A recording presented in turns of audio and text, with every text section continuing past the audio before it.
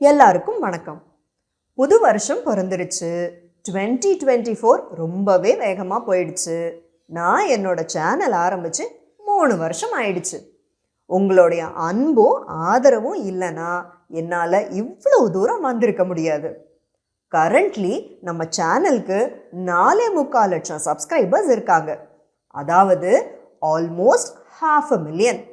இது எல்லாமே உங்கள் அன்பின் வெளிப்பாடு தான். அதுக்காக இந்த தருணத்தில் என்னுடைய அன்பு கலந்த வணக்கங்களையும் நன்றிகளையும் மனதார உங்களுக்கு தெரிவிச்சுக்கிறேன். எத்தனையோ 1000 பேர் என்கிட்ட கிளாஸ் எடுக்க முடியுமா அப்படின்னு ரிக்வெஸ்ட் பண்ணியிருக்காங்க. ஆனால் என்னுடைய உடல்நிலை கருதி என்னால் செய்ய முடியாத சூழ்நிலையில் இருக்கேன். அதுக்காக என்ன மன்னிச்சிருங்க. அதுவும் தவிர உங்களுடைய ஃப்ளூயன்சி டெவலப் பண்ண நீங்கள் ஒன்று செய்யுங்க போதும். தயவு செஞ்சு ரீடிங் ஹேபிட்டை வளர்த்துக்கோங்க. ரீடிங் ஹேபிட்டை நீங்கள் எவ்வளவுக்கு வளர்த்துக்கிறீங்களோ அவ்வளவுக்கு உங்களோட நாலேஜ் மட்டும் இல்லை, உங்களுடைய vocabulary டெவலப் ஆகும், உங்கள் சென்டென்ஸ் ஃபார்மிங் ஸ்கில்ஸ் டெவலப் ஆகும், உங்கள் கிராமர் நாலேஜ் டெவலப் ஆகும், வேர்ட்ஸோட தன்மை தெரியும். எந்தெந்த வேர்ட்ஸ் பாசிட்டிவ், எந்தெந்த வேர்ட்ஸ் நெகட்டிவ், எந்தெந்த வேர்ட்ஸ் ஃபார்மல் வேர்ட்ஸ், எந்தெந்த வேர்ட்ஸ் இன்ஃபார்மல் வேர்ட்ஸ், எந்தெந்த வேர்ட்ஸ் ஸ்லாங்ஸ் அப்படியெல்லாம் தெரிய வரும். அதனால் சூழ்நிலைக்கு ஏற்ற மாதிரி உங்களால் வார்த்தைகளை மாற்றி பேச முடியும்.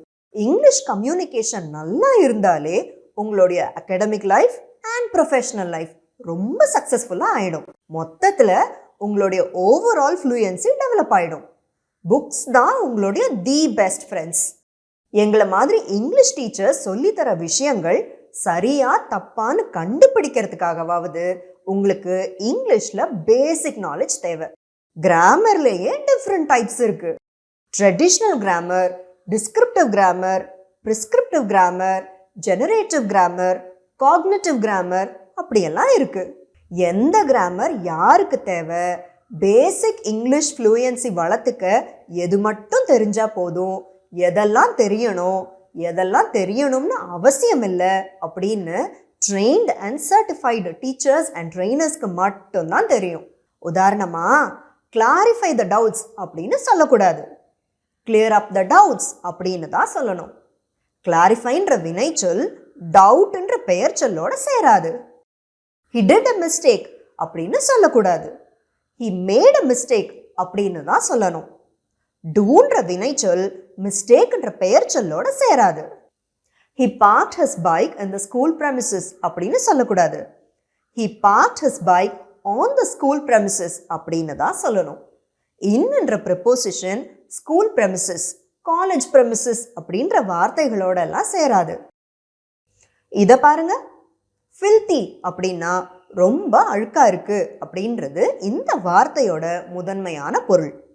The kitchen is filthy அப்படின்னா கிச்சன் ரொம்ப அழுக்கா இருக்கு. இப்போ இந்த சென்டென்ஸை பாருங்க, he is filthy rich. இதுக்கு அர்த்தம் அவன் ரொம்பவே பெரிய பணக்காரன். இந்த மாதிரி இன்னும் எவ்வளவோ இருக்கு. இதெல்லாம் எனக்கு எப்படி தெரியும்னா, எனக்கு ரீடிங் ஹேபிட் இருக்கு. ஜென் ஜி, ஜென் ஆல்ஃபா பிள்ளைங்க கிட்ட ரீடிங் ஹேபிட் ரொம்பவே குறைஞ்சு போச்சு. இதுக்காக நீங்க ஒரு பைசா கூட செலவு பண்ண வேணாம். ஆன்லைன்லேயே ஃப்ரீயா லட்சக்கணக்கில் புக்ஸ் இருக்கு. நான் சொல்றதை நீங்க ஃபாலோ பண்ணுவீங்கன்ற நம்பிக்கையில உங்ககிட்ட இருந்து இப்போ விடை பெற்றுக்கிறேன்.